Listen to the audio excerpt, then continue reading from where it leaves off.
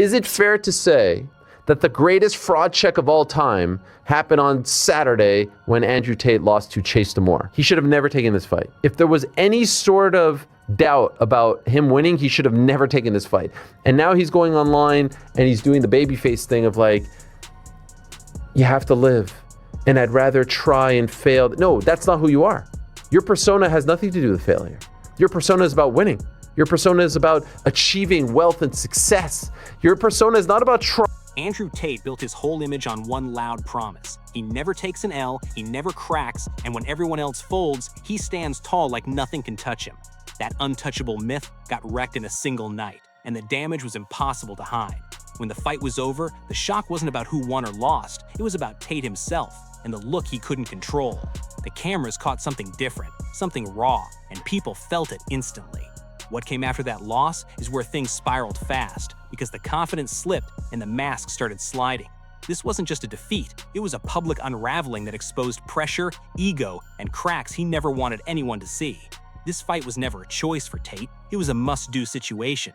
This had nothing to do with boxing belts or scorecards. It was about grabbing back control, reclaiming dominance, and fixing an image that had been slipping out of his hands for years.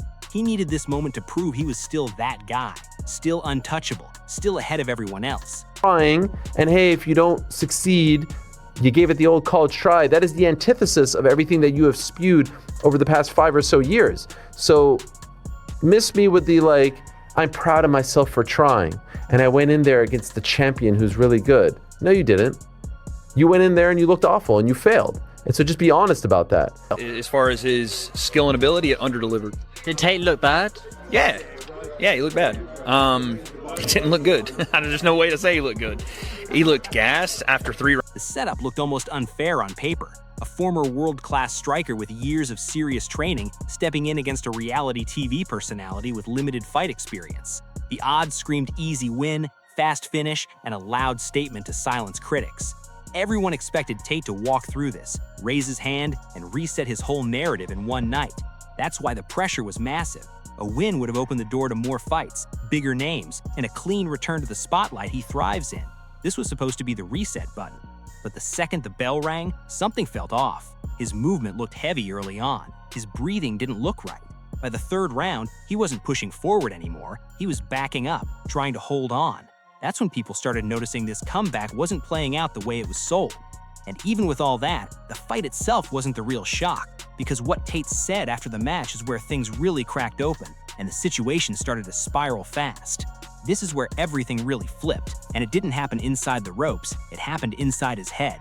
Losing was never on the blueprint, never part of the master plan, and when it hit, there was no backup script ready. The moment didn't just catch him off guard, it shook the whole mindset he'd been selling for years.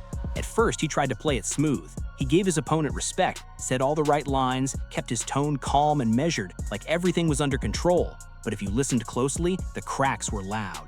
But truthfully, the result I wanted was to see if I could still do it. But I didn't quit. Never give up. Never retreat, never surrender. Fight to the end, go out on your shield. Time is the fire in which we all burn. But I gave it my absolute all, and I have nothing but respect for Chase. I have no excuses.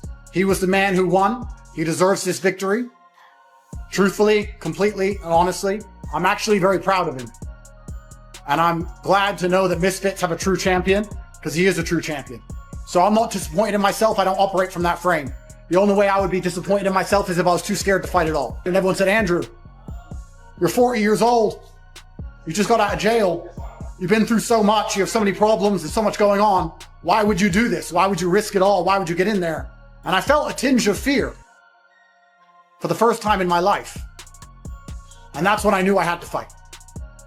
Because the second I felt afraid, I knew I had to fight. I can't live doubting myself.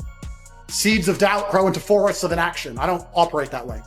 If Chase and I had to fight again tomorrow, I'd go tomorrow still with 100% belief in myself, even though I know he just beat me. That's who I am. The second I knew that, I was worried about it, I knew I had to do it, and I'm not afraid to lose. The pauses felt heavy. The silence said more than the words, and some sentences just didn't land the way they were supposed to.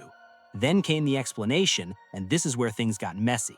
He said, I got tired. Not injured, not outmatched, just tired. That response didn't sit well with anyone watching. This is the same guy who built his whole image on discipline, peak conditioning, and being untouchable at all times. By the third round, the signs were impossible to ignore. He looked drained, his hands were dropping, his footwork was gone, and the pressure was clearly getting to him. The commentators didn't sugarcoat it. They questioned his preparation, they questioned his level, and some straight up called it a reality check. Just like that, the story flipped fast. This wasn't a dominant striker having a bad night anymore. This looked like someone getting exposed when the heat was real and the lights were bright. If I want to get spiritual about all of this, you have to understand that there are forces larger than us people. And I said that the answer was already written.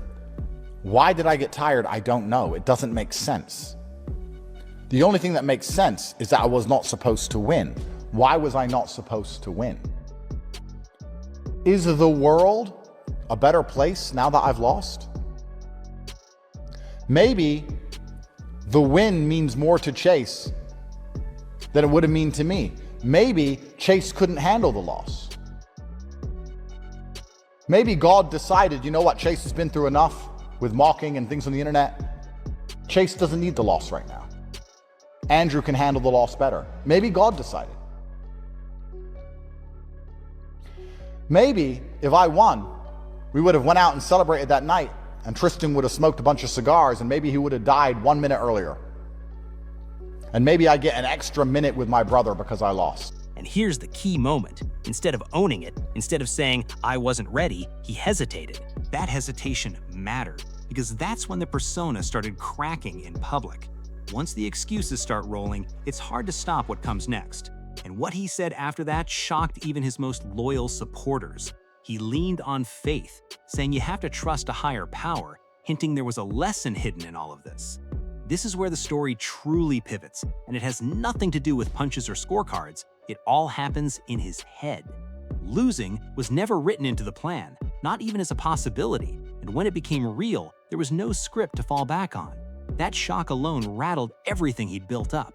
At first, he tried to keep the mask on tight. He showed respect, said the polished lines, sounded calm and controlled on the surface, but the cracks were already loud if you paid attention.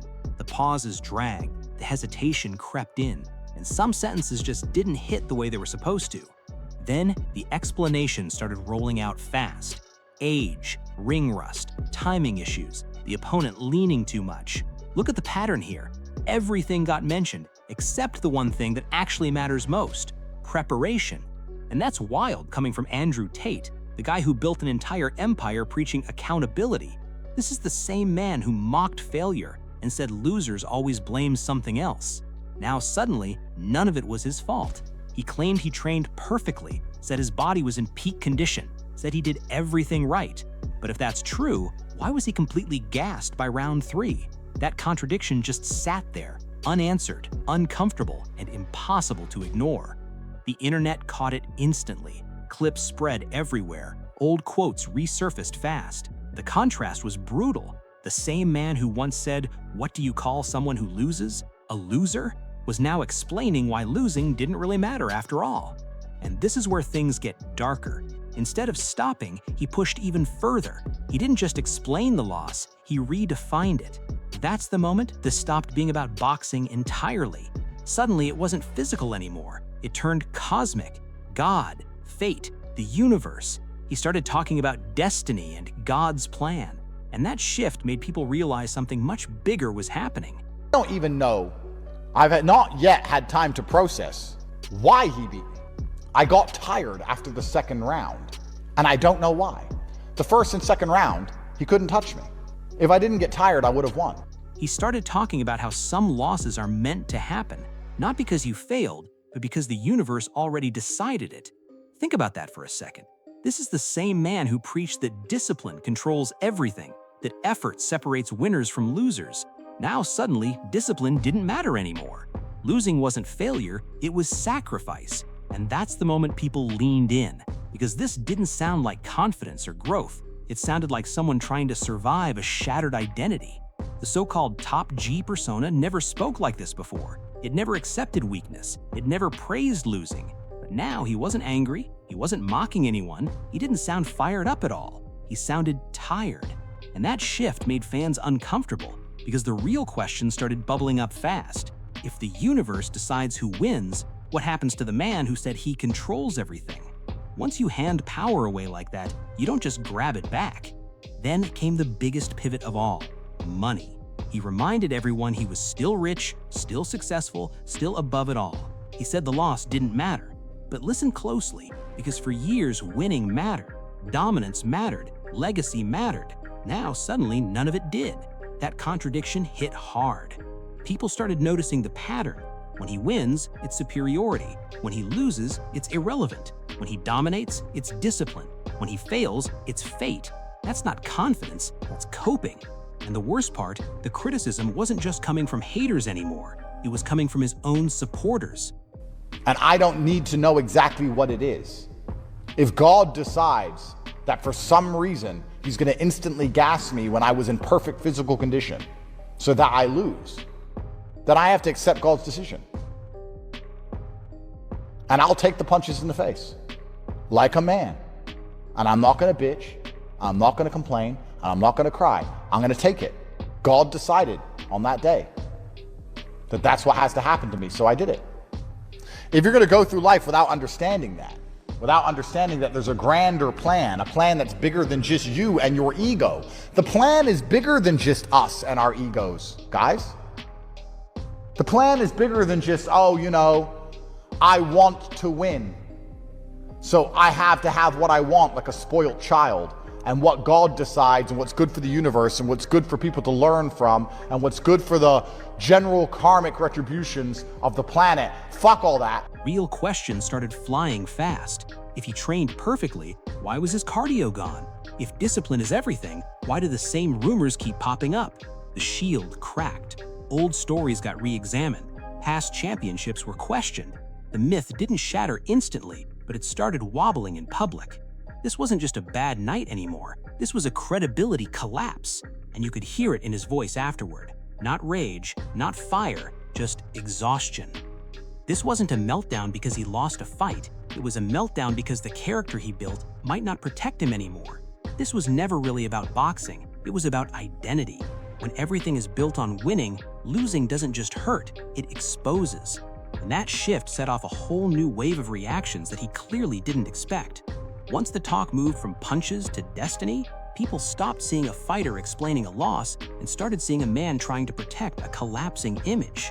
Fans noticed how fast the tone changed, how confidence turned into philosophy, how strength turned into symbolism.